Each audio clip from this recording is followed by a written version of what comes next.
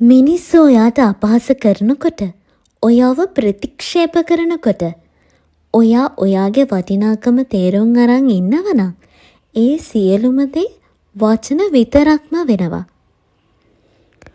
ඔයා නොහිතන දෙයක් වෙනකොට ඔයාගේ මනස දුර්වල කරගන්නේ නැතිව ජීවිතේ කියන්නේ මොකක්ද?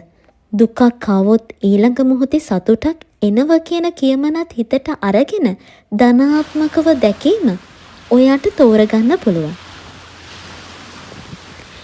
ඉතින් මේ ජීවිතයේ සිදුවන සිදුවීම් ඔයාගේ පාලනයේ නැහැ.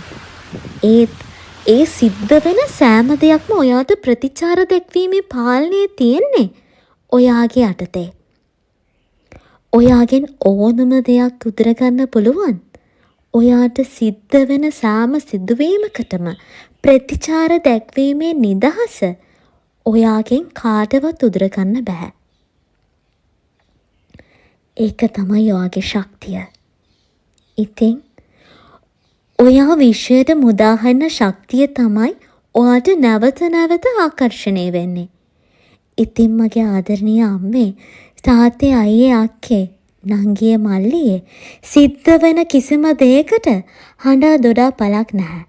සිද්ධ වෙන සෑම දෙයක්ම සිද්ධ වෙනවා. ඔයා සංසුන් වෙන තරමට ඔයා ඕනම දෙයක් දිහා ධනාත්මකව හිතනකොට සහ ධනාත්මක ප්‍රතිචාර විතරක්ම ඔයාගේ දියුණුව සහ නිදහසේ ජීවත්වීමට ඇති එකම මාර්ගයයි.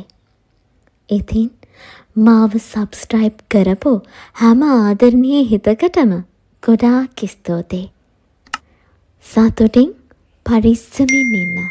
Good luck.